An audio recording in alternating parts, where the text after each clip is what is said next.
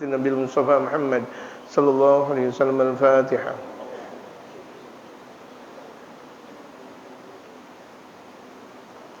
Shiratal ladzina an'amta 'alaihim. Bismillahirrahmanirrahim.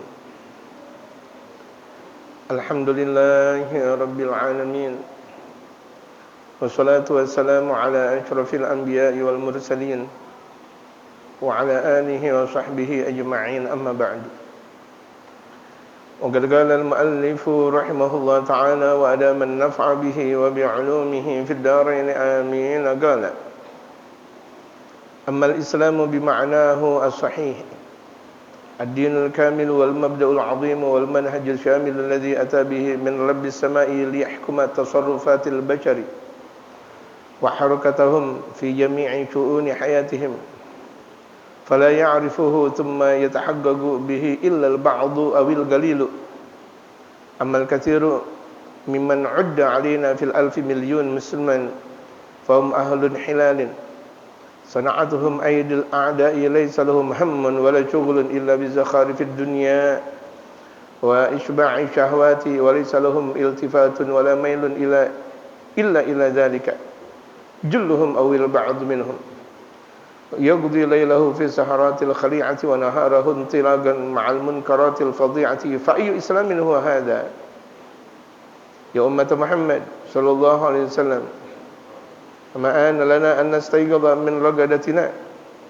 أما آن لنا أن ننتبه من غفلتنا إن علينا أن ندرك معنى انتمائنا إلى دين الله وانضوائنا تحت راية لا إله إلا الله محمد رسول الله صلى الله عليه وسلم. Kembali kajian kita dalam kitab Khuluquna. Akhlak kita. Sang penyusun Al-Habibul Murabbi Ad-Da'i ilallah Al-Habib Umar bin Muhammad bin Salim bin Hafiz di 40 tahun yang lalu. Amal Islamu bima'nahu sahih. Islam dengan arti yang sesungguhnya apa? Agar kita tidak salah pemahaman, kita tidak salah melangkah. Apa yang disebut dengan Islam? Ad-dinul kamil. Islam itu adalah yang sempurna, agama yang sempurna. Seluruh permasalahan ada di dalam Islam. Dan bahkan jalan keluar ada di dalam Islam. Silakan kita belajar. Belajar apapun ada di dalam Islam. Mau hukum ada di dalam Islam, mau filosofi, filsafat ada di dalam Islam, kedokteran ada di dalam Islam, kesehatan ada di dalam Islam, geografi ada di dalam Islam. Seluruh permasalahan keilmuan zahir, batin itu ada di dalam Islam. Dan semuanya teori, praktek ada di dalam Islam. Kalau tidak percaya, ayo ngaji bareng. Kita ngaji dan ngaji dan ngaji dan ngaji dan ngaji dan ngaji. Kemudian setelah kita ngaji panjang, kita bisa untuk al-muqaranah ma bainal adyan, untuk membandingkan agama-agama yang ada. Kalau Al-Imam Abdul Wahhab Asy-Sya'rani itu banyak mengungkapkan tentang perbedaan pendapat dalam madhab. Nah ini, coba ayo kita belajar perbedaan agama-agama yang ada. Agama yang memang sudah diturunkan dari Allah Subhanahu wa taala dan atau agama bumi. Ayo kita bandingkan. Al-muqaranah fil adyan. Gitu. Silakan. Mau siapapun yang mau belajar atau dia sudah belajar di teologi, ilmu tentang keagamaan dan sebagainya, silakan. Karena Islam terbuka. Islam terbuka. Siapa saja untuk yang membahas tentang Islam, silakan. Afala yatadabbaruna al-Qur'an? Apakah mereka tidak pernah mentadabburkan Al-Qur'an, memahami Al-Qur'an? Ar-Rahman 'allamal Qur'an. Ar-Rahman, dialah Allah Subhanahu wa taala yang Maha Pengasih. 'allamal Qur'an, yang telah mengajarkan Al-Qur'an. Ada apa di balik kandungan Al-Qur'an? Ilmu, obat, sejarah, hukum, kehidupan, seluruh permasalahan dunia dan akhirat itu ada di dalam kitab sucinya Allah Subhanahu wa taala. Ar-Rahmanu 'allamal Qur'ana khalaqal insana 'allamahul bayan. Baru al-bayan di situ. Dan setinggi-tinggi al-bayan penjelasan adalah Al-Qur'an. Kembali lagi. Amal Islamu bima'nahu sahih, adapun Islam dengan arti yang sesungguhnya ad-dinul kamil, itu adalah agama sempurna. Wal mabda'ul 'azim, yang tempat asalnya itu tempat yang agung. Tempat diturunkannya Al-Qur'anul Karim yang pertama di Ghar Hira di Makkahul Mukarramah. Kemudian Madinah, kemudian antara Makkah dan Madinah itu Haramain Asy-Syarifain, itu adalah dua kota suci. Ya, dua kota suci. Yang kesuciannya itu sampai orang yang kalau misalnya melakukan perbuatan dosa berkelipatan dosanya. Siapapun orang yang melakukan kebaikan berkelipatan juga balasan kebaikannya. Al-Haramain Asy-Syarifain. Wal manhaju syamilu, metode yang sempurna yang meliputi allazi ata min rabbis sama', yang metodenya itu langsung datang dari Tuhannya langit dan bumi, Tuhan segala sesuatu, Rabbus sama'i wal ardi, Tuhannya langit dan bumi. Perwakilan makhluk, sebesar-besarnya makhluk itu langit dan bumi. Makanya kalau udah disebut dengan langit dan bumi berarti yang lain ikut. Itu kan ilmu ketika kita pahamin. Oh iya. Kalau udah disebut dengan langit, disebut dengan bumi, apakah ada yang lebih besar? Apakah ada yang lebih kuat daripada langit dan bumi?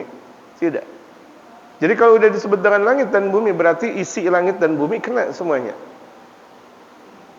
Bintang, kemudian pegunungan, termasuk manusia yang kecil. Liyahkuma tasarrufatil bashari, untuk memberikan hukum pendayagunaan manusia wa harakatahum, dan gerakan mereka. Jadi gerakan-gerakan mereka manusia ada hukumnya, ada ketentuannya. Fi jami'i syu'uni hayatihim, di seluruh perihal kehidupan mereka. Jadi seluruh kehidupan perihal manusia itu ada di dalam Al-Qur'an, itu ada di dalam Islam. Apakah ada yang kurang? Tidak ada.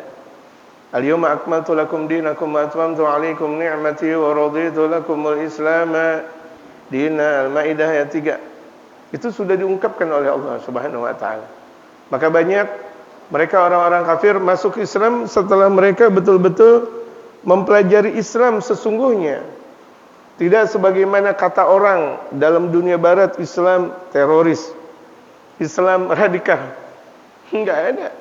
Dalam ajaran Islam itu teroris. Dan tidak ada Islam itu radikal, tidak ada. Setelah mereka mempelajari tidak menurut pendapat orang Eropa atau orang Barat, mereka betul-betul mempelajarinya dari ulama umat Islam dan kajian yang murni, mereka baru mengetahui bahwa itulah Islam yang sesungguhnya. Karena banyak Islam sekarang sudah banyak dipelintiri. Kalau misalnya ada orang yang bawa bom katanya Islam, orang yang merusak ini dan itu adalah Islam.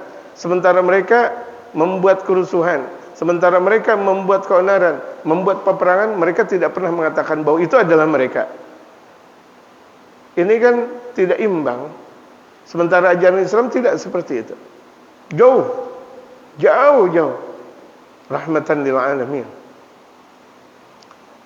Fala ya'rifu, tidak ada yang mengenal Islam. Tidak ada yang mengenal Islam. Karena orang mengenal Islam itu ada rujukannya Al-Quran dan hadis. Kebanyakan orang tidak mempelajari Al-Quran dan hadis. Bahkan hal-hal yang sangat ironis, sedih, berapa banyak kaum muslimin ketika mereka sudah mempelajari Quran, baru bacaannya doang, dianggap sudah mempelajari Islam. A'udzubillahi minasyaitonirrajim. Oh, udah belajar Islam. Itu baru belajar, baru bacaan, makharijul huruf. Ar-Rahmanu 'allamal Qur'an. Itu baru belajar makharijul huruf. Belum mempelajari Islam. Mereka-mereka yang baru belajar Al-Qur'an, Bismillahirrahmanirrahim, Yasin wal Qur'anil Hakim, itu baru awal, belum inti. Bagaimana itu disebut dengan inti sementara dia baru belajar awal? Apalagi sih baru belajar Iqra atau alif-alifan, belum.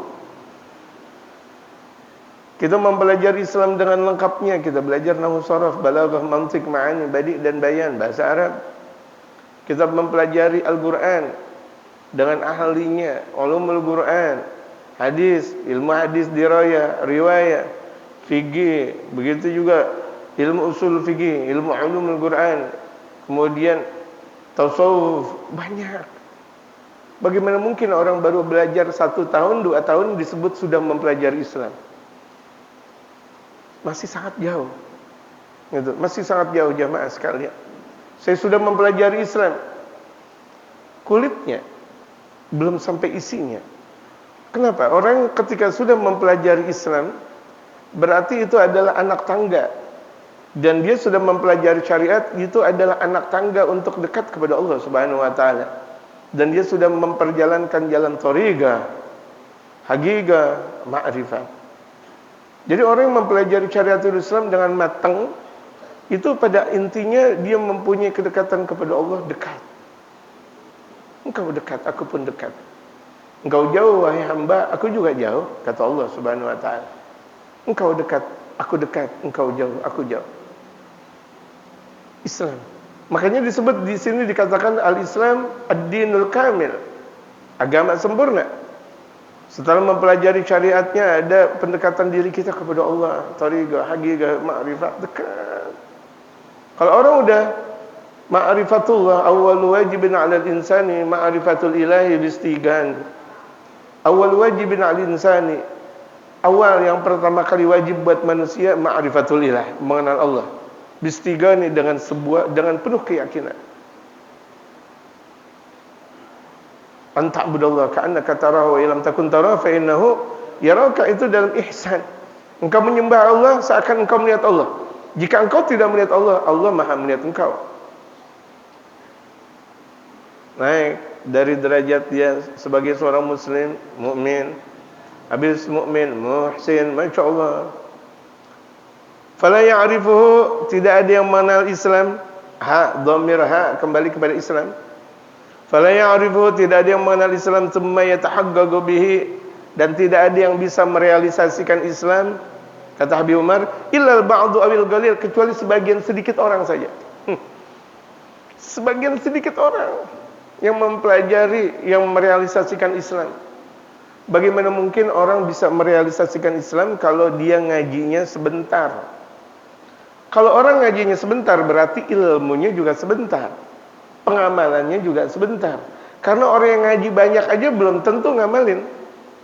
Orang ngaji banyak belum tentu dia ngamalin.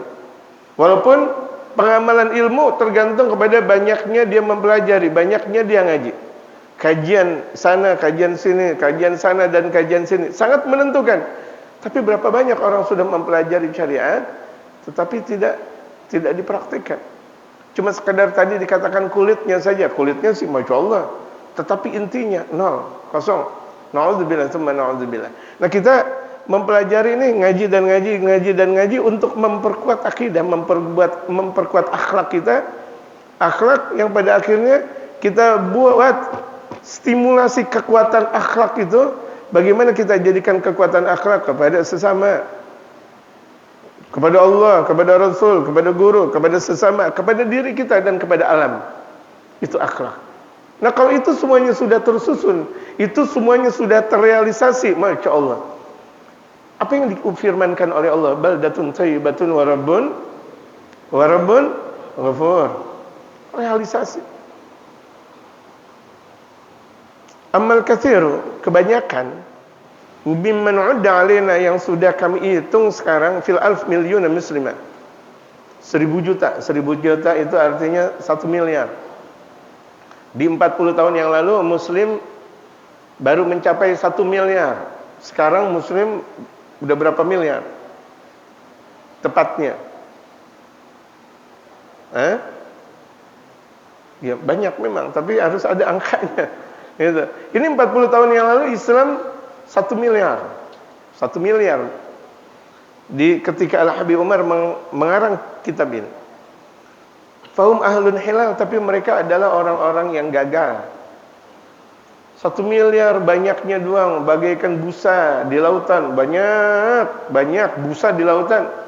Pasir di lautan, banyak. Tapi mereka tidak mempunyai peranan. Banyaknya saja.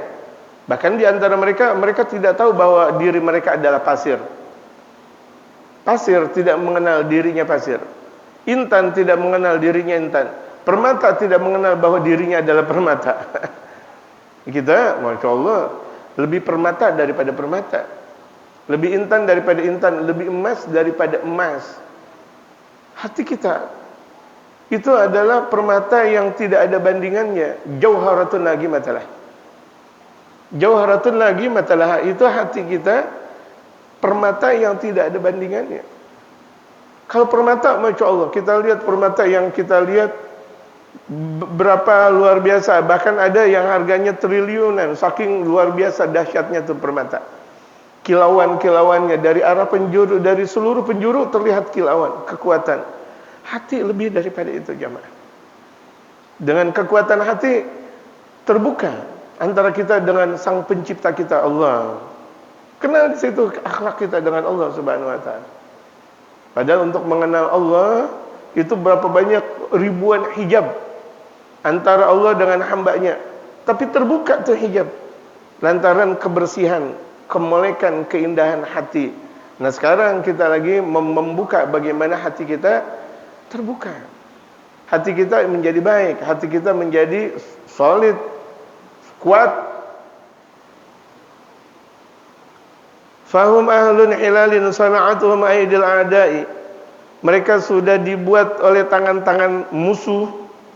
Mereka sudah diperbudak oleh musuh-musuhnya Allah. Sampai ini mereka kaum muslimin laisa lahum hamm, enggak punya kepentingan. Kemarin pembahasan kita teruskan. Kaum muslimin enggak ada kepedulian kepada sesama muslim. Mau muslim yang lain miskin, mau muslim yang lain tidak makan, enggak ada kepentingannya, enggak ada kepeduliannya. Enggak peduli dengan masjid, enggak peduli dengan musala, enggak peduli dengan majelis ta'lim, enggak peduli dengan syiar Islam. Tuh lihat, sekarang udah banyak sekali. Wala syughlun, enggak ada kesibukan illa bi zakharifid dunya, kecuali kesibukannya apa? Untuk panorama dunia, kegemerapan dunia. Oh, kalau udah dunia, mobil-mobil, motor-motor, beca-beca, lihat burung-burung, apa semuanya. Yang dia lakukan adalah hobi. Kalau giliran hobi naik motor ke sana dan ke sini. Habis waktunya cuma untuk sekedar naik motor. Hobi. Ada hobi sebagian mereka naik mobil, hobi. Apakah karena Allah? Apakah seorang muslim seperti itu? Ketika masa kerjanya, dia sibuk dengan mencari kerja, meniti karir, cari duit dan duit. Dia lupa kewajiban dia sebagai seorang muslim. Dia lupa kewajiban dia sebagai kepala rumah tangga. Dia lupa bagaimana dia mempunyai harmonisasi dengan sesama muslim yang lain. Dia lupa dengan tetangga. Dia asik kerja. Berangkat subuh pulang malam, berangkat subuh pulang malam. Muslim. Apakah itu tujuan kita sebagai seorang muslim? Kalau meninggal dunia dalam kerja, sementara tujuannya bukan karena Allah, mati dalam keadaan su'ul khatimah, na'udzubillah, tsumma na'udzubillahi min dzalik. Kenapa orang kalau nyari kerja halal dan dia baik, pasti dia punya kepedulian kepada sesama, pasti. Zakatnya, pedulinya, ini dan itu. Tidak ada seseorang yang setiap hari 1 minggu penuh sibuk kerja, tidak. Ada waktu dia salurkan waktunya untuk mendekatkan diri kepada Allah yang namanya ngaji dan ngaji. Ada waktunya dia berhadapan dengan Allah di malam hari. di mana kegelapan hari tidak ada kenikmatan ketika itu kecuali dia dengan Allah. Allah, ya Allah, ya Allah, ya Allah, ya Allah. Harus kita wa khalaqtul jinna wal insa illa liya'budun. Artinya dikatakan, bahkan ditafsirkan oleh Sayyidina Imam Abdullah bin Abbas, illa liya'rifun, illa liya'rifuni, untuk mengenal aku, kata Allah. Aku tidak ciptakan jin dan manusia kecuali untuk mengenal aku. Bagaimana mau kenal Allah? Hukumnya kita tidak pedulikan. Keagungannya Allah kita tidak pedulikan. Hambanya Allah kita tidak pedulikan. Rasulnya Allah, kekasihnya Allah kita tidak pedulikan. Jadi itu kebanyakan kaum muslimin tidak ada kepedulian dan tidak ada kesibukan kecuali kegemaran dunia. Ada sebagian kaum muslimin sibuknya dengan main HP hatta di Ramadan. Sampai di bulan suci Ramadan HP.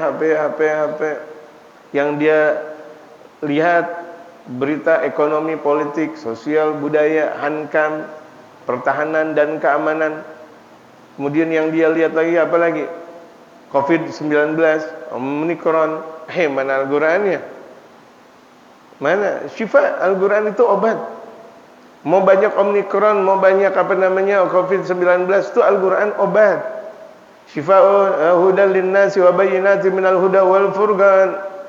Syahrul Ramadan alladzi unzila fihil Qur'an hudan linnasi wa bayyinatin minal huda wal furqan. Itu jelas di dalam Al-Qur'an kan.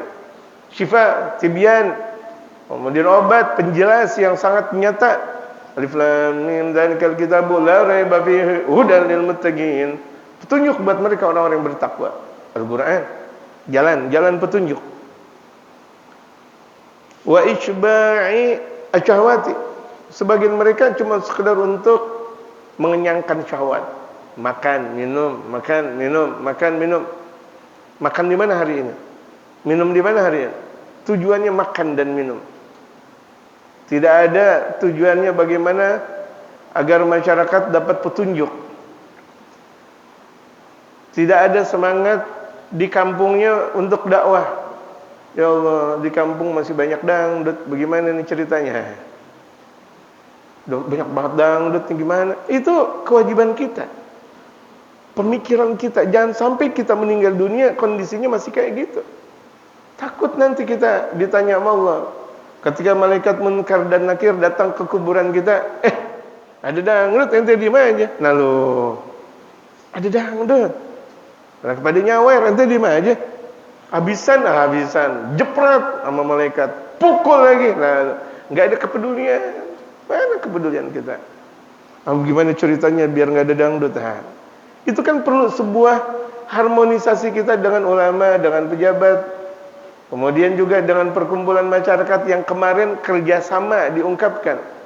Karena tidak ada kerjasama, karena tidak ada pertolongan datang dari Allah, kecuali harus lewat sistem kerjasama. Akhlak itu jamaah. Jangan mau sendiri-sendiri. Jangan mau sendiri-sendiri, jangan. Islam diajarkan kebersamaan. Gitu. Walisalahum iltifatun, ini ibarat kalau kita ngaji diungkapkan oleh al-musawwir, sang kameramen itu jangan tersinggung karena kita lagi diapain? Di reparasi kan agak sedikit gimana reparasi. Allahu Akbar. Jangan tersinggung. Kita terima pil pahit untuk jadi obat jamaah sekalian. Gitu. Mau minum obat yang manis-manis mulu. Orson kalau gitu.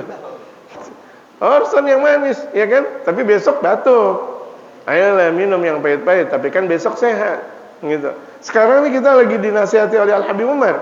Betapa bobroknya kita. Bobrok nih, kita betul-betul bobrok. Allahu Akbar.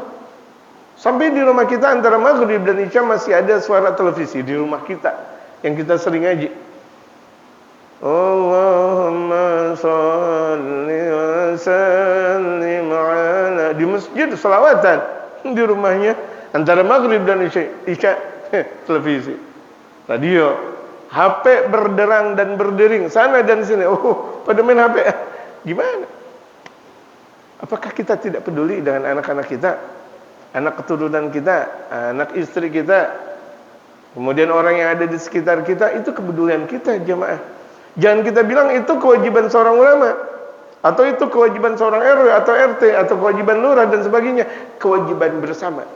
Kalau kita mengaku bahwa diri kita sebagai seorang muslim, akhlak kita mempunyai satu beban mental, spiritual untuk merubah tatanan masyarakat. Merubah. Ya muhawwil hauli wal ahwal. Dialah Allah, wahai zat Allah yang maha merubah keadaan. Hawil halana ila ansani hal. Ya Allah, rubah kami dengan sebaik-baik keadaan. Walaysa lahum iltifatun wala mailun illa dzalika. Tidak ada perhatian, kencondongan kecuali seperti itu.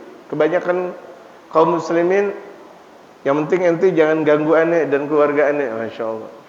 Ente silakan mabok, ente silakan joget, ente silakan berbuat fitnah, hoak dan sebagainya. Tapi ente jangan hoakin ane, tapi ente jangan fitnahin ane, tapi ente jangan merusak ane dan keluarga. Nggak bisa. Semuanya kalau misalnya masyarakat udah banyak rusak dan rusak bagaikan korek yang kayu bakar tuh, semuanya bakal kena kalau begitu jadinya, cepat atau lambat. Gak ada kepedulian ya Allah. Titik kulminasi jatuhnya kaum muslimin dari berbagai macam peperangan karena yang mereka lihat emas, yang mereka lihat none-nonenya, perempuan-perempuan kafir, yang mereka lihat kekuasaan, tidak sebagaimana Rasulullah mengajarkan para sahabat dan keluarganya, lillah, karena Allah Subhanahu wa taala.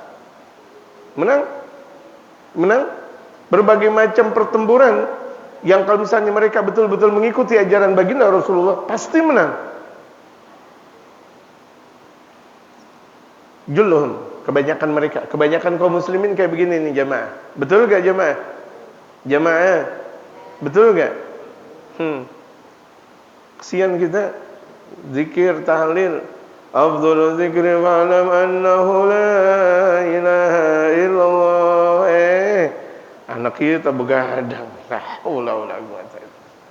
Dia tidur di emperan, dia tidur di rumah orang. Bagaimana tuh muka kita nggak dikotori nama kandang sapi kalau begitu jadinya. Allahu Akbar. Itu kewajiban kita. Dan terus kita untuk merubah. Jangan kita kalau begitu jadinya saya nggak ngaji dah, salah. Kalau begitu jadinya saya nggak ke mushola dah, salah. Atau ke masjid, rubah mereka. Rubah lagi. Orang yang mempunyai kedekatan kepada Allah untuk merubah hamba, Allah mudahkan. Ada kemudahan. Orang yang dekat kepada Allah, yang sering bermunajat kepada Allah, orang yang hatinya suci, itu bisa merubah tatanan masyarakat yang tadinya rusak menjadi baik dengan keikhlasan mereka.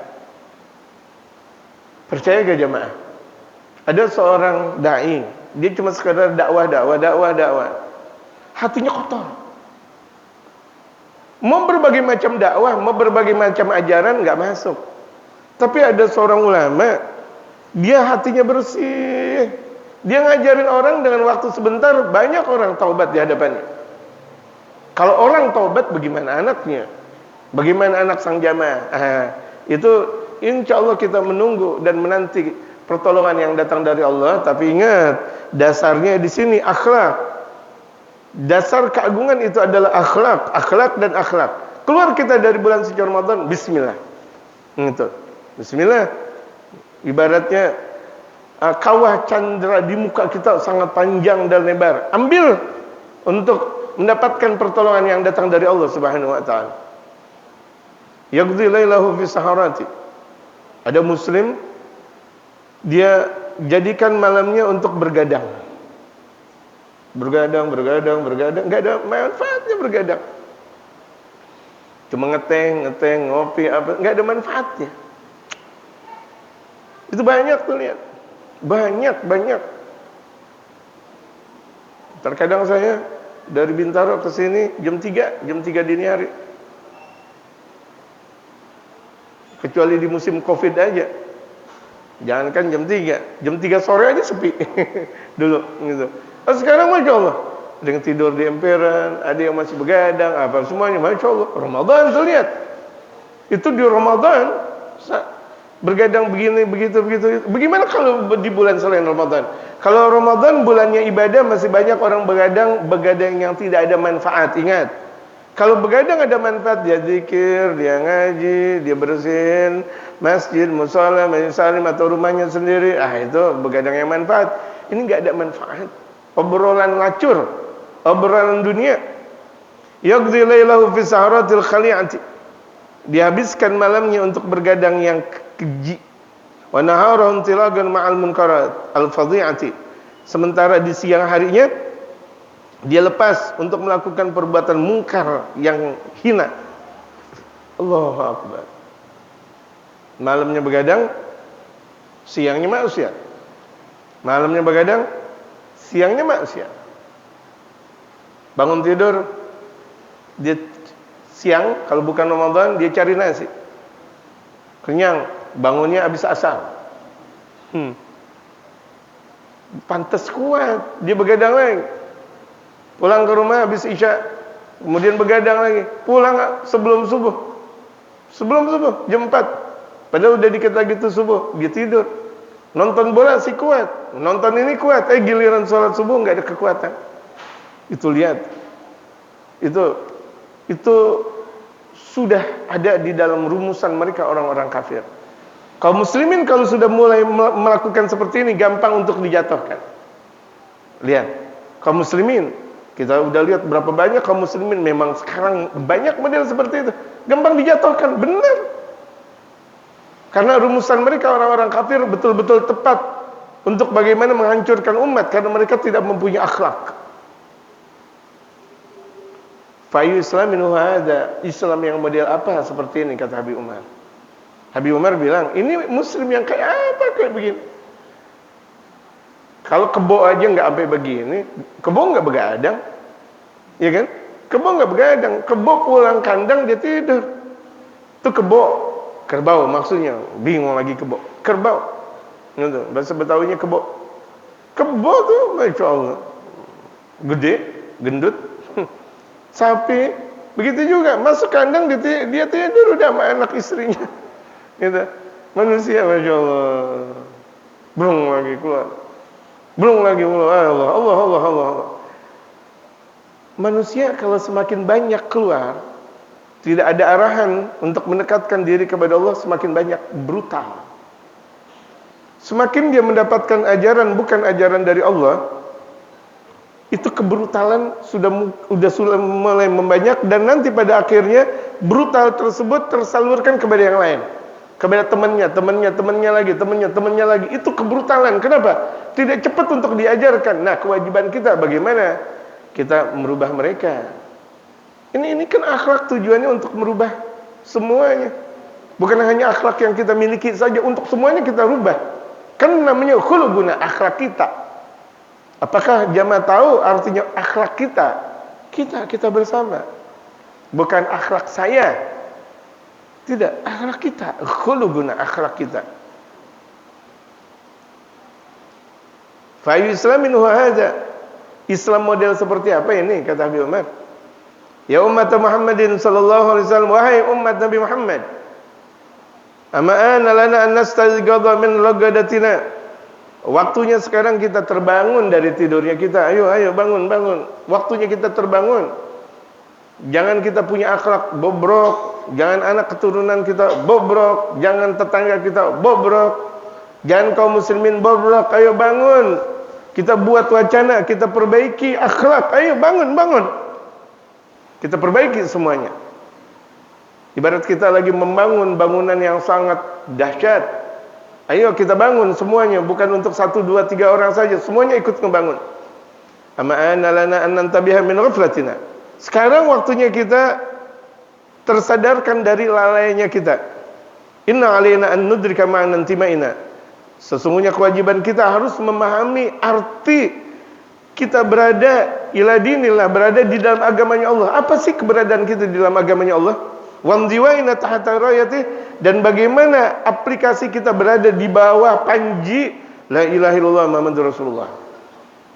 Ada enggak pemahaman tentang bahwa kita berada di bawah panji baginda Rasulullah. Ada. La ilaha illallah Muhammadur Rasulullah, la ilaha illallah Muhammadur Rasulullah. Mulai kita zikir dulu yang banyak. La ilaha illallah. Al-Faqih al-Muqaddam, Sayyidul Imam Al-Faqih al-Muqaddam Muhammad bin Ali Ba'lawi itu zikirannya la ilaha illallah Muhammadur Rasulullah sallallahu alaihi wasallam. Setiap harinya 100.000 kali. 100.000 kali. Al-Imam Ja'far Al-Idrus la ilaha illallah Muhammadur Rasulullah sallallahu alaihi wasallam setiap harinya 70.000 kali.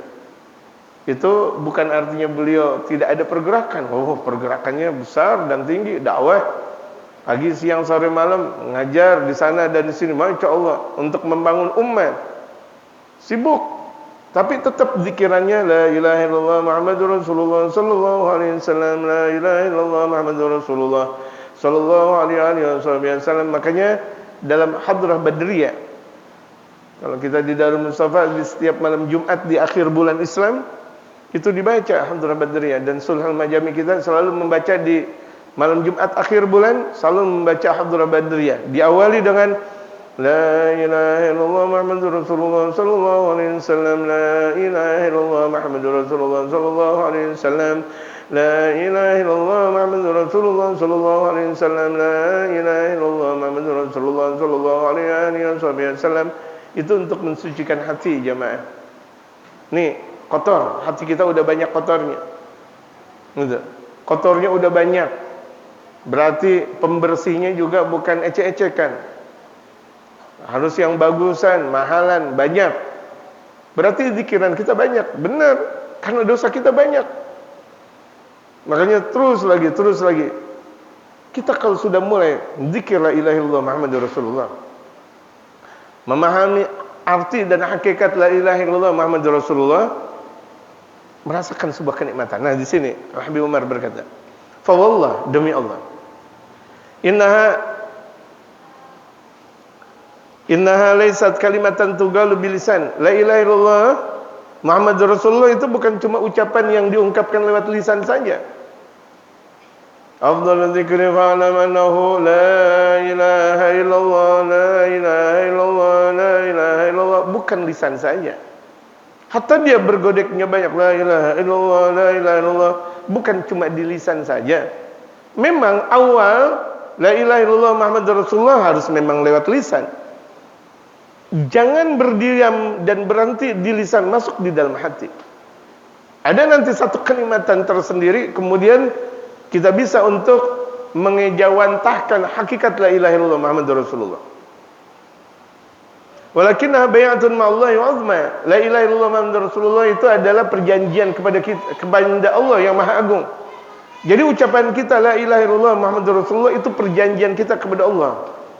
Siapa yang memutus perjanjian berarti keluar dari perjanjian. Ada seorang hamba dia memutus perjanjian, berarti keluar dari perjanjian. Tapi kalau misalnya dia masih tetap bertahan dengan la ilaha illallah Muhammadur Rasulullah, maka meninggalnya la ilaha illallah Muhammadur Rasulullah. Ini kajian kita ketinggian enggak? Saya turunin dikit. Kalau udah ketinggian enggak? Hah? Belum, enggak gitu. Takut ketinggian. Ini apa maksudnya? Waduh. Gitu. Saya udah mulai nurunin nih volume gitu. Karena saking asiknya saya terkadang bahasanya bahasa gitu. Saya turunin dikit lagi dah. Volume ini deh. Jadi ini la ilaha illallah itu perjanjian kita dengan Allah. Kapan kita berjanji? Di alam ruh. Lupa kita. Alastu bi rabbikum, di alam alastu bi rabbikum. Bukankah aku sebagai Tuhan kalian? Ketika itu seluruh makhluk menjawab, qalu bala syahidna ya Allah, betul kami saksikan. Tuh lihat janji kita dengan Allah. Makanya kalau misalnya kita lihat, coba ketika istri kita habis melahirkan, tuh bayi kita yang ketika kita lihat tangannya itu menggenggam. Ada apa di balik filosofi seperti itu? Menggenggam, mengambil janji dengan Allah di alam ruh dengan mengatakan, ya kami bersaksi bahwa engkau adalah Tuhan kami. Qalu bala syahidna. Apakah ada kajian-kajian tentang seperti itu bahwa itu adalah perjanjian? Tidak ada. Hanya ada dalam satu kajian yang namanya kajian Islam. Ketika bayi terlahir dalam keadaan menggenggam? Ada gak ketika bayi terlahir kemudian tahu-tahu langsung nyusu? Nyusu udah.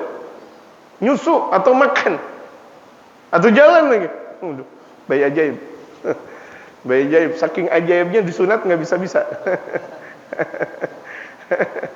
Allahu Akbar. Itu mah film bayi ajaib. Saking ajaibnya disunat nggak bisa, jadi rugi kan akhirnya. Gitu. Jadi ini la ilaha illallah Muhammadur Rasulullahnya itu adalah janji kita dengan Allah, perjanjian. Kita nikah kan perjanjian, ikatan satu janji setia. Saya terima nikahnya dan kawinnya fulana binti fulan dengan mas kawin yang tersebut tunai, itu kan perjanjian. Kalau ente udah nikahin anak orang, ente jaga, kenalin dia kepada Allah. Tuh dia perempuan udah kenal belum kepada Allah? Udah kenal belum kepada Allah? Jangan sampai tuh istri ngambek melulu gitu. Ajarin. Bagaimana ceritanya biar istri enggak ngambek, ajarin. Ini ngambek lagi ya. Dikasih emas nggak ngambek, tapi berikutnya lagi emang setiap waktu suami punya emas, kamu enggak? Ya kan? Dikasih emas lagi dia nggak ngambek, dikasih ini lagi ngambek. Allahu Akbar. Gitu, tidak. Gitu. Jadi itu jamaah sekalian, ucapan la ilaha illallah Muhammadur Rasulullah janji setia kita dengan Allah. Wa ahdun ma'allahi lahu sya'nun. Janji kepada Allah adalah perangai yang sangat besar. Inna 'indallahi kana mas'ula. Sesungguhnya janji kepada Allah ada pertanggungjawabannya. Pertanggungjawaban besar kita di hadapan Allah. Ya Allah, kita janji, kita lupa. Terkadang ketika kita sudah berjanji, ketika itu kita masih berada di alam bawah sadar. Padahal kita salat. Kenapa kita berada di alam bawah sadar? Karena kita tidak paham tentang gerakan dan salat kita. Allahu Akbar kabira walhamdulillahi katsira wa subhanallahi bukratan wa asila. Sesungguhnya orang yang membaca doa seperti itu, doa iftitah, futihat lahu abwaab sama, dibuka pintunya langit. Pintu langitnya Allah dibuka. Kalau misalnya ada orang membaca Allahu Akbar takbiratul ihram, kemudian baca Allahu Akbar kabira walhamdulillahi katsira subhanallahi bukratan wa asila, itu futihat lahu abwaab sama, dibuka.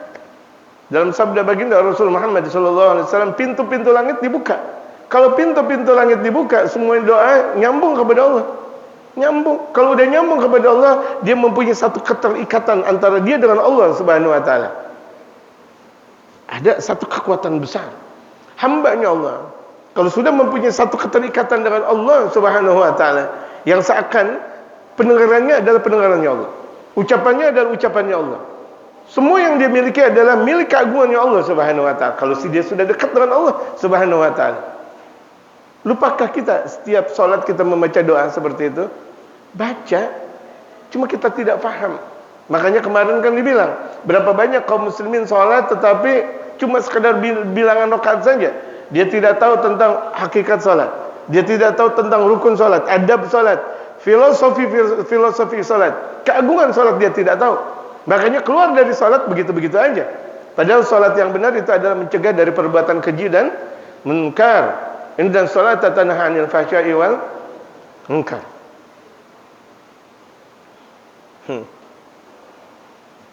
Ya Allah. Ini kajian sangat dalam jamaah sekalian. Sangat nikmat. Gitu. Sangat nikmat.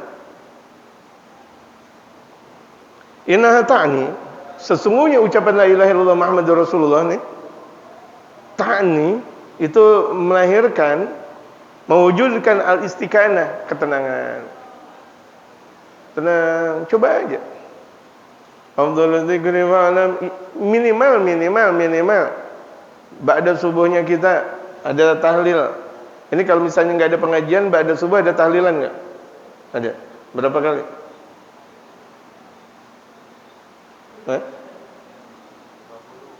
50. Iya ada. Hah? Kadang 313.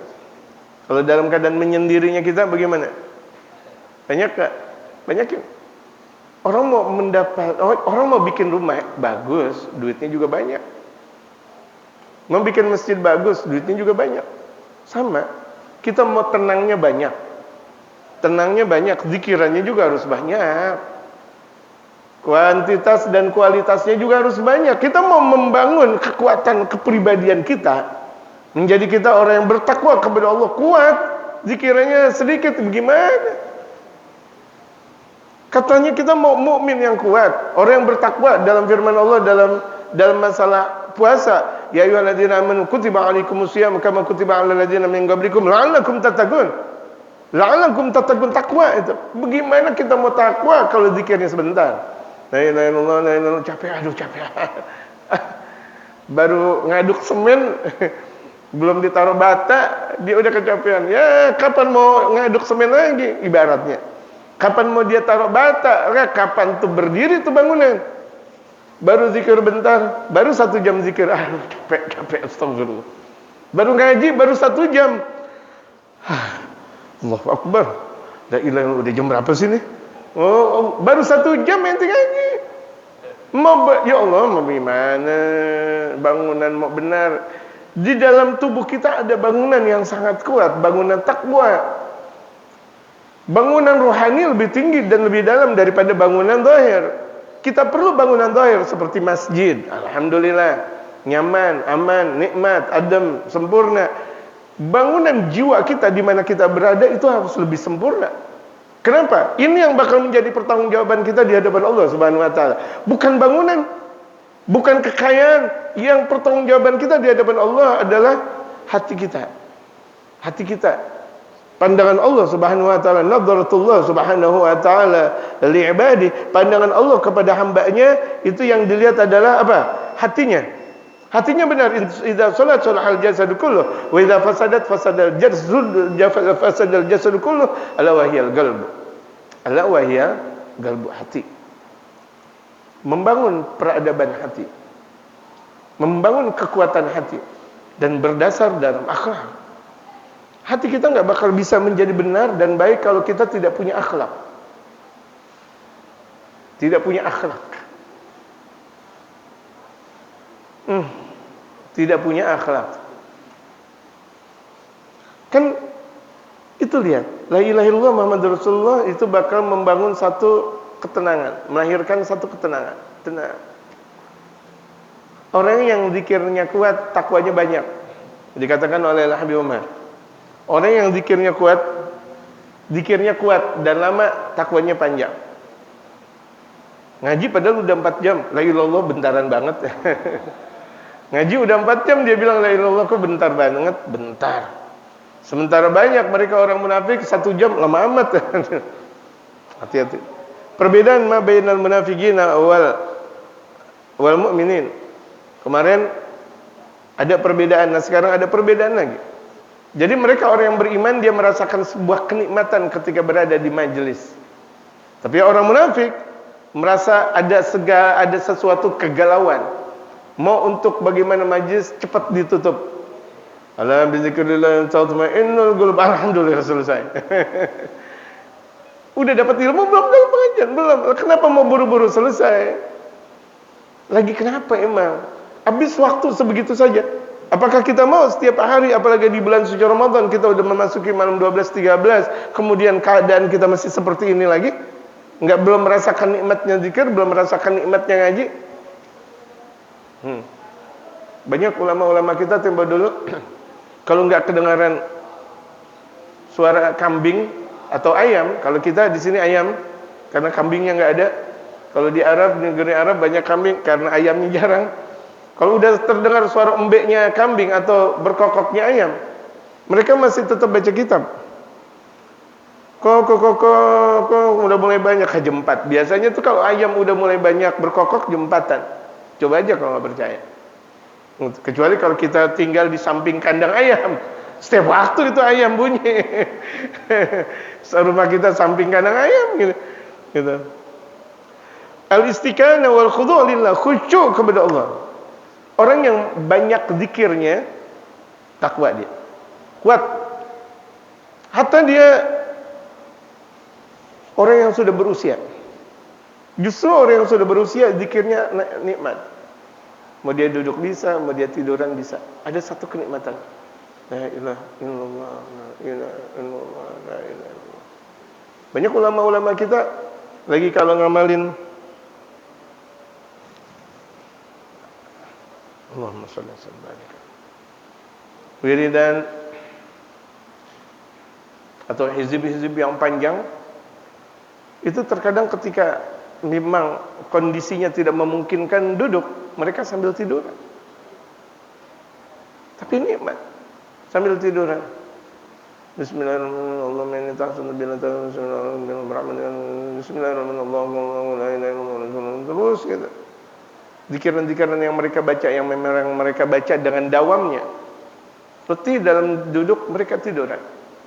Pantas dalam mimpinya yang mereka mimpi sahibul adzkar yang mempunyai zikiran, yaitu baginda Rasul Muhammad sallallahu alaihi wasallam. Pantas mereka mimpi Rasulullah. Jadi itu banyak memahami hakikat la ilaha illallah Muhammadur Rasulullah, tenang hidup, tenang, khusyuk. Laqad dhalla Rasulullah sallallahu alaihi wasallam yujahidu fi sabilihi. Laqad dhalla Rasulullah sallallahu alaihi wasallam yujahidu fi sabiliha awaman katsiratan. Baginda Rasulullah Muhammad sallallahu alaihi wasallam selalu dhalla wa akhwatuha, dhalla kana wa dhalla asbaha amsa, itu kana dan teman-temannya. Selalu yujahidu fi sabilillah, berjuang dalam menegakkan kalimat la ilaha illallah Muhammadur Rasulullah. Awaman katsiratan, bertahun-tahun. Di Makkah, di Madinah, bertahun-tahun baginda Rasulullah memperjuangkan la ilaha illallah Muhammadur Rasulullah, la ilaha illallah Muhammadur Rasulullah, la ilaha illallah Muhammadur Rasulullah, la ilaha illallah Muhammadur Rasulullah. Gitu. Memperjuangkan dua kalimat itu, la ilaha illallah Muhammadur Rasulullah, la ilaha illallah Muhammadur Rasulullah, bertahun-tahun. Ya ba'alih gamu, tapi umatnya ketika itu enggak mau, emang bandel. Kalau baginda Rasulullah saja banyak orang yang ingkar, bagaimana seorang khairul hidayat? Banyak diingkari oleh jamaah-jamaahnya, banyak diingkari oleh ini dan itu. Kita seorang dai, kiai, apa namanya, banyak yang ingkarin, enggak ada masalah. Itu tugas seorang dai, tugas seorang ulama. Enggak boleh ngelihat yang kayak gitu. Dakwah adalah dakwah, ngajar adalah ngajar. Ngapain mikirin yang kayak begitu? Capek. Rasulullah aja nggak mikirin bahwa Rasulullah diberontak, bahwa Rasulullah mau dibunuh, bahwa Rasulullah dibilang sekmaniak, bahwa dia Rasulullah sebagai seorang penyihir, bahwa Rasulullah dibilang bahkan mandul, bahwa Rasulullah dibilang ini dan itu. Beliau diam. Nah kita kalau mengikuti Rasulullah udah deh. Jauhkan ungkapan-ungkapan mereka menuju kepada ungkapan Allah, la ilaha illallah Muhammadur Rasulullah. Kerjaan kita la ilaha illallah Muhammadur Rasulullah. Kerjaan mereka yang jelek-jelekin kita biarin. Kerjaan mereka bahkan memasukkan kita di ini dan itu, biarin dengan keburukannya. Kerjaan kita adalah la ilaha illallah Muhammadur Rasulullah. Kayak kita nggak punya kesibukan aja. Kesibukan kita untuk menguatkan la ilaha illallah di dalam diri kita. Akhlak. Untuk bagaimana ketika kita meninggal dunia dalam keadaan husnul khatimah, dan bagaimana ketika kita meninggal juga dengan baginda Rasulullah, dan di surga dengan baginda Rasulullah. Itu kan perjalanan panjang, dan itu membutuhkan waktu yang sangat luar biasa, panjang dan banyak cobaan-cobaan yang berliku. Tetapi harus kita jalankan itu semuanya kalau kita mau dekat dengan baginda Rasulullah sallallahu alaihi wasallam. Saya mau tanya dengan jamaah mau dekat gak dengan Rasulullah? Semakin mau dekat dengan baginda Rasulullah, perjuangan semakin banyak, akhlak semakin banyak, sabar semakin banyak, syukur semakin banyak. Inilah tujuan kita ngaji. Ya ba'alihi gamuh, kaumnya itu ingkar an yaquluha, untuk mengucapkan la ilaha illallah Muhammadur Rasulullah. Padahal mereka tahu hakikat la ilaha illallah Muhammadur Rasulullah, tapi sebagian mereka orang-orang kafir musyrik enggan, sombong mereka. Wa dhallu li ajliha yunasibunahu al-'ida, sampai mereka orang kafir musyrik dengan tersebab itu semuanya memperlihatkan permusuhan kepada Rasulullah, memusuhi Rasulullah. Perang akhirnya. Pertama kali perang di mana baginda Rasulullah lepas dari hijrah dari Mekah ke Madinah 2 tahun pas dia di tanggal 17 Ramadan. Pertama kali puasa kaum muslimin.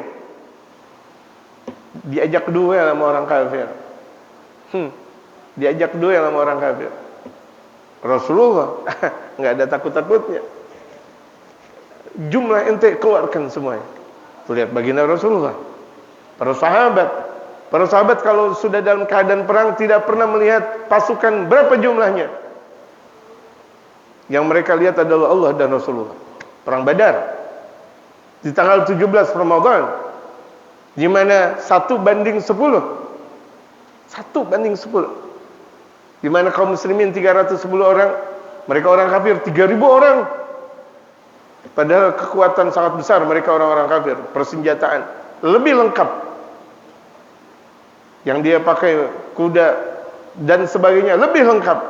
Pasukan gajahnya lebih lengkap. Kita pasukan panah bisa dihitung. Pasukan pedang bisa dihitung.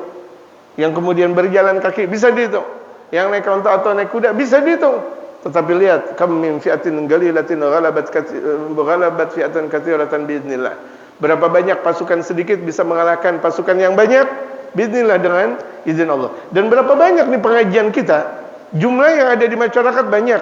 Yang ngaji cuma 50 atau 100 orang bisa merubah tatanan masyarakat kalau ikhlas. Wali Songo cuma 9, makanya Songo. Ya kan? Kalau 10 wali apa? Wali apa? 10. Kasih tahu dong. Orang Jawa kasih tahu. Hah? Ya itu dia, itu. Wali itu dia. Enggak ada yang kasih tahu. Tega banget. Untuk wali sedulur gitu. Ya sedulur. 9 lihat. Bisa merubah tatanan Indonesia, Nusantara. Ada apa di balik itu? Akhlak. Ada apa di balik Wali Songo? Akhlak. Ngajarin berantem enggak Wali Songo? Enggak. Ngajarin anarkis enggak Wali Songo? Enggak. Rahmah, santun, damai, tenang. Allahu Akbar. 600 tahun masih tetap berjaya kekuatan itu semuanya, dan bahkan lebih dan terus lebih. Dai-dai berikutnya mengikuti pergerakan yang sudah ada. Allahu Akbar. Ada apa di balik itu? Akhlak. Kekuatan la ilaha illallah Muhammadur Rasulullah. Ini Al-Habib Umar sendiri memuji betapa kekompakan dakwah Wali Songo yang ada di Indonesia, yang ada di Jawa. Memuji Al-Habib Umar. Artinya itulah dakwah. Saling, ya. Tidak mau mentang-mentang dia ketua, dia. Yang bawahan enggak. Di Wali Songo ada ketuanya waktu itu. Awal zaman-zamannya itu adalah Maulana Malik Ibrahim. Tetapi Sunan Ampelnya ikut titah dari Maulana Malik Ibrahim. Sepeninggal Sayyidina Imam Maulana Malik Ibrahim, Wali Songo ketika itu diketuai oleh Maulana Ampel Denta. Yang lainnya ikut semua. Ikut. Gitu. Sama kita juga nih. Siapa yang jadi pengurus, yang enggak jadi pengurus tetap berkiprah di masjid. Oh, saya pengurus nomor kunci. Enggak. Mau masuk surga berkiprah. Ayo, mau masuk surga dengan baginda Rasulullah berkiprah. Gitu. Ada perahu layarnya yang sangat kuat, masjid namanya. Majlis, musholla, pesantren-pesantren kita, itu perahu layar kita untuk mendekatkan kita kepada baginda Rasul Muhammad sallallahu alaihi wasallam. Sebentar lagi. Lau kanat kalimatan tugalu, andaikan kalimat tersebut diucapkan nih oleh mereka kafir Quraisy, lagaluha, yang andaikan mereka betul-betul mengucapkan dan meyakini la ilaha illallah Muhammadur Rasulullah, wa intahatil masalah selesai. Ya kan? Berarti masalah dakwah Rasulullah selesai. Kenapa? Mereka sudah masuk Islam semuanya. Tetapi walakinnal qauma, ketika itu orang-orang kafir adraku mada ma'aniha, menjumpai arti hakikat la ilaha illallah Muhammadur Rasulullah yang salah. Wa haqiqata bu'di marmah, dan menjumpai hakikat jauhnya keagungan la ilaha illallah Muhammadur Rasulullah. Bahkan tuh keagungan la ilaha illallah Muhammadur Rasulullah dianggap itu semuanya sampah. Seperti pemahaman sebagian orang-orang barat, Eropa dan sebagainya tentang Islam. Tadi tuh. Kalau mereka nggak belajar dengan sendirinya, mereka tetap mempunyai pemahaman bahwa Islam adalah teroris, bahwa Islam itu adalah anarkis, bahwa Islam adalah ini dan itu. Kalau mereka tidak belajar, saking artinya apa? Saking media-media massa mengatakan bahwa Islam seperti itu. Kewajiban kita untuk meluruskan. Kewajiban kita untuk meluruskan. Kita pandai bahasa Inggris, luruskan dengan bahasa Inggrisnya kita. Kita pandai dengan bahasa Arab, kita pandai dengan ekonomi sosial, kita pandai dengan jurnalistik dan sebagainya. Ungkapkan. Qulil haqqa walau kana murran. Ucapkan walaupun itu adalah pahit. Fasagul alaihim qauluha. Akhirnya itu berat mereka untuk berkata. Karena mereka memahami hakikat la ilaha illallah Muhammadur Rasulullah salah. Jadi ini kaum Quraisy dulu tidak beriman kepada Allah karena pemahamannya salah. Berarti bisa jadi di zaman sekarang mereka orang-orang kafir. Mereka mempunyai pemahaman tentang Islam pun salah. Betul enggak? Betul enggak? Kan terbukti. Kalau zaman dahulu orang masuk Islam lantaran akhlak umat. Zaman sekarang mereka orang-orang masuk Islam karena belajar. Dengan sendirinya belajar. Wal i'tirafu biha, dan mempunyai pemahaman yang salah tentang Islam. Benar rupanya. Allahu akbar. Nah, ini kewajiban kita ngajarin Islam yang benar. Makanya pentingnya kita punya guru kayak begini. Jangan sampai salah memprediksi dan menjalankan tentang Islam. Kenapa? Orang mempunyai pemahaman, apalagi kita adalah orang-orang yang ahli ngaji. Mereka mempunyai pemahaman bahwa kita Islam yang sesungguhnya. Padahal baru ngaji. Padahal baru cuma sekedar wacana kita baca Quran doang. Mulai sekarang kita kuatkan akhlak kita. Mereka melihat kita berpeci Muslim. Mereka melihat bahwa perempuan berjilbab itu adalah muslimah. Jangan ganggu dan jangan rusak kekuatan Islam dengan lantaran akhlak kita yang tidak bagus. Betul. Di mana-mana minum, kalau bukan bulan suci Ramadan, gelegak-gelegak, bukan akhlak namanya. Minum dengan tangan kiri bukan akhlak namanya. Ya kan? Atau dia dalam keadaan lemas, pucat, atau dalam keadaan lapar, dahaga, dia minum dengan tangan kiri. Jangan, itu tidak berakhlak namanya. Ajarkan akhlak walaupun cara minumnya kita. Ajarkan akhlak walaupun cara makannya kita.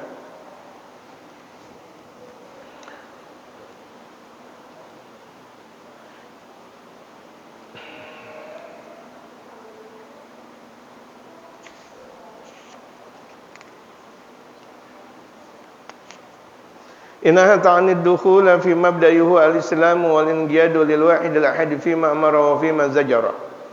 Sesungguhnya kalimat la ilaha illallah Muhammadur Rasulullah mempunyai arti dia sudah masuk di peredaran al-istislam. Dia sudah, kalau dia berislam, dia sudah pasrah kepada Allah. Wal inqiyadu lil wahid al-ahad. Dan dia sudah mengikuti Zat yang Maha Esa, Allah. Fima amara wa fima zajar. Apa yang Allah perintah, apa yang Allah larang. Naam ayuhal muslimun, wahai kaum muslimin. Kata Habib Umar, jaga mata gulun apa yang kalian katakan. Yang kalian katakan la ilaha illallah Muhammadur Rasulullah, jaga. Fa inna fi la ilaha illallah, karena sesungguhnya di dalam la ilaha illallah yang kita baca, la ilaha illallah, la ilaha illallah, yakmunu sirru quwwatina, terhimpun rahasia keagungan kita, kekuatan kita. Kekuatan kita ada di la ilaha illallah. Makanya kalau misalnya naudzubillah min dzalik ada orang meninggal dunia enggak membaca la ilaha illallah, khawatir. Man qala la ilaha illallah hifzni wa man dakhala hifzni amina min adabi. Nanti kita bahas. Barang siapa yang mengucap la ilaha illallah, dia sudah masuk dalam bentengku dalam firman Allah. Barang siapa yang sudah masuk dalam bentengku, berarti dia aman dari azabku. La ilaha illallah hisni wa man dakhala hisni amina min adabi.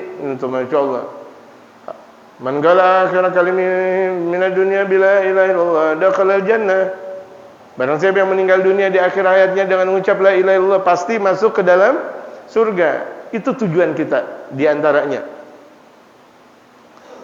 tersimpan rahasia keagungan kita.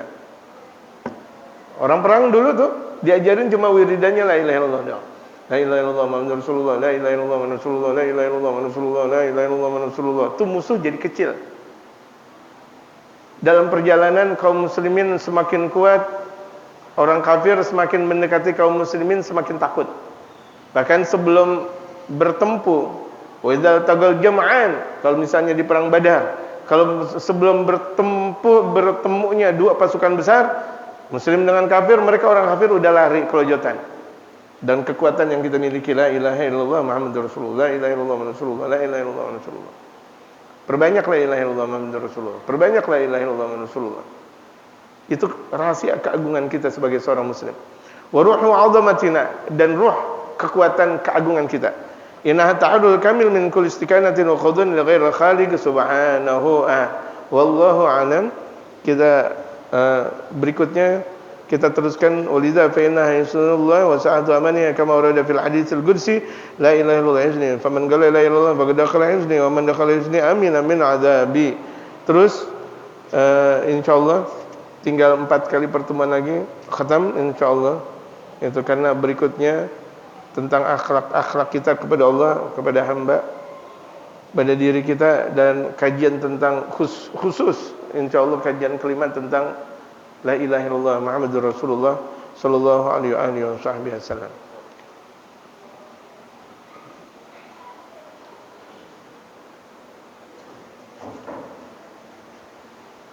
Ada pertanyaan?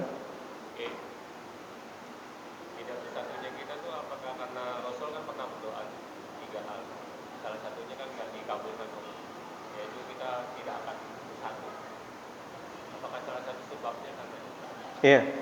Di antara salah satu sebabnya seperti itu, tapi sabda baginda Rasul Muhammad sallallahu alaihi wasallam semuanya terkabulkan dalam riwayat yang lain dengan persyaratan idza ta'adal Islam wal muslimun, ketika Islam dan kaum muslimin sudah mulai bersatu. Ketika Islam dan kaum muslimin sudah mulai bersatu, maka akan tampil kejayaan Islam, dan itu sudah dirasakan. Itu sudah dirasakan di zaman Rasulullah, di mana Islam kuat. Kebesaran Romawi dan Bizantium. Romawi dan Bizantium itu ibarat Amerika dan Rusia sekarang. Hancur dengan kerajaan Islam. Padahal ketika itu kerajaan Islam di Madinah sedikit jemaah, tapi hancur, berkeping-keping, sampai tidak ada lagi yang menyebut Romawi dan Bizantium. Alif Lam Mim ghulibatir Rum. Baginda Rasulullah dapat firman dari Allah, Alif Lam Mim, Romawi bakal terkalahkan. Padahal itu masih di zaman baginda Rasulullah. Kapan Romawi tertaklukkan? Di zaman Sayyidina Umar bin Khattab. Sudah diungkapkan, nanti Romawi bakal hancur ketika Islam sudah bersatu. Bersatu ketika itu. Bahkan Islam sudah masuk ke Palestina, ke sebagian antero Eropa, masuk ke Turki, dan bahkan Islam masuk ke zaman setelah Sayyidina Imam Ali bin Abi Thalib ke Konstantinopel. Siapa pembuka Konstantinopel? Al-Imam Muhammad Al-Fatih. Gitu. Ketika itu Islam sudah mulai bersatu. Jadi ketika Islam bersatu, semua pergerakan Islam ketika itu jaya. Makanya di antara kejayaan Islam dan umat Islam di dunia, di zamannya Imam Ghazali, zamannya Imam Abdul Qadir Al-Jailani, zamannya Imam Mazhabi 4, Imam Abu Hanifah, Imam Malik bin Anas, Imam Muhammad bin Al-Syafi'i, Imam Ahmad bin Hanbal, zaman Imam Abu Hasan Al-Asy'ari, Imam Abu Mansur Al-Maturidi, itu zaman-zaman keemasan Islam. Karena ketika itu Islam bersatu sampai zaman Imam Abu Hasan Al-Asy'ari. Dan ketika itu di 600 tahun yang lalu di Indonesia, Islam dijadikan zaman keemasan Islam di Indonesia, di mana Islam ketika itu bersatu dengan panduan Wali Songo yang ada. Bersatu ketika itu, menggegar ketika itu. Dan bahkan Islam membuat satu peradaban Nusantara yang sangat spektakuler. Masuk ketika itu Nusantara, Indonesia, Malaysia, Singapura, Thailand, Brunei, apalagi. Semuanya masuk, dan itu lewat dakwah dari mereka para Wali Songo. Masuk zaman keislaman Islam di Nusantara. Ketika itu umat Islam kuat. Nah, mudah-mudahan kembali lagi di zaman sekarang. Amin. Jadi hadis dibalas dengan hadis, bisa Islam menguak ke permukaan, bahkan bisa menjadi jaya, itu dengan kekuatan umat Islam. Dari mana kita lihat kekuatan umat Islam? Di mana mereka ngaji, gitu aja. Ngaji. Jumlah yang mereka ikuti dalam pengajian dengan maulid banyakkan mana? Nah, gitu. Ngaji, lihat ngaji. Karena ngaji lebih susah daripada maulidan. Ngaji lebih susah daripada maulidan. Ngaji lebih susah daripada rotiban. Betul gak? Yang jujur.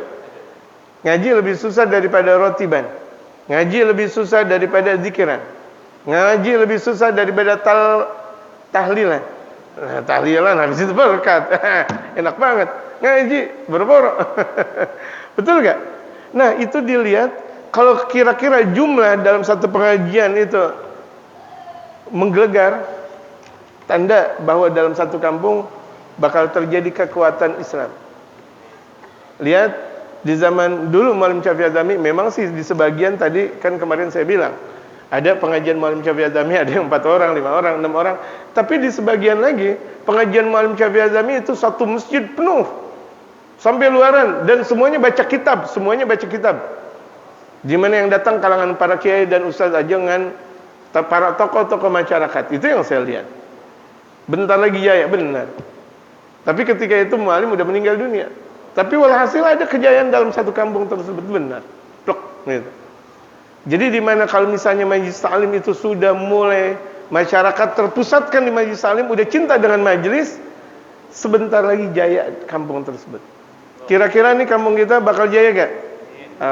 Maksimalin ngaji model kayak gini. Ngaji model kayak gini. Di mana di situ ada ilmu yang kita ungkapkan lagi kepada anak istri keturunan kita dan kepada masyarakat. Bisa gak jemaah? Jadi kalau misalnya dikatakan, bisakah Islam bakal menjadi zaman kemasan lagi? Bisa.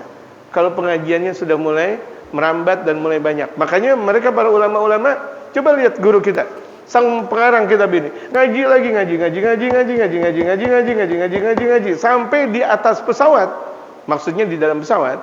Itu beliau, kalau di situ masih ada kakaknya, Al-Habib Ali Al-Masyhur, beliau duduk di pesawat, beliau baca kitab di depan kakaknya Al-Habib Ali Al-Masyhur. Saking tuh ilmu di pesawat. Orang lagi pada asik dalam pesawat, beliau ngaji baca kitab. Bismillahirrahmanirrahim. Di depan gurunya, di depan kakaknya Al-Habib Ali Al-Masyhur. Tuh lihat, di pesawat dibuat majlis taklim. Dan di tempat pesawat tempat pesawat, kasih tahu. Bandara, di bandara beliau kalau lagi nunggu ngaji sama murid-muridnya. Kalau kita kan lagi nunggu duduk main HP, game, main HP-nya game lagi gak ada manfaatnya. Tahu-tahu win menang gitu. Ini Habib Umar sambil nunggu pesawat atau delay pesawat, tertunda tuh pesawat, beliau ngaji dengan muridnya. Bismillahirrahmanirrahim. Ayo baca. Kata siapa? Kata saya. Kan saya muridnya. Emang saya nggak tahu tentang apa yang dilakukan oleh guru saya. Saya tahu.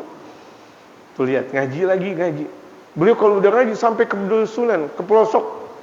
Itu beliau kalau sudah ke pelosok, beliau buat pengajian, beliau buat masjid dari tangannya sendiri. Duit dari beliau sendiri. Bikin masjid di pelosok.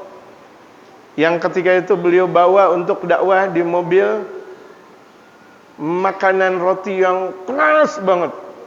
Yang kalau misalnya mau dimakan harus pakai teh yang panas, dicelup baru bisa.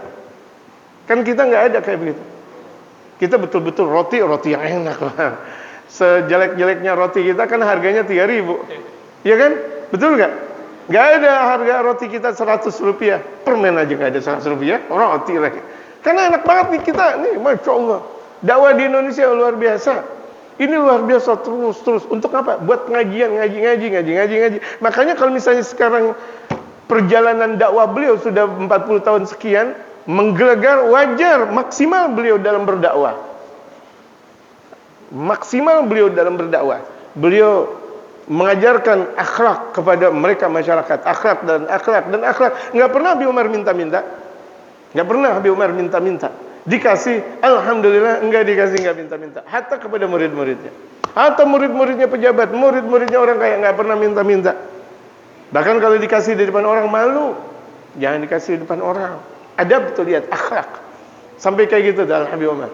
Luar biasa, masya Allah, tsumma masya Allah, menebarkan akhlak. Maka masyarakat bakal berakhlak. Ketika kita ikhlas menebarkan akhlak, maka masyarakat bakal berakhlak. Mau atau tidak mau, semuanya tergantung kepada keikhlasan dan kesungguhan kita. Amin.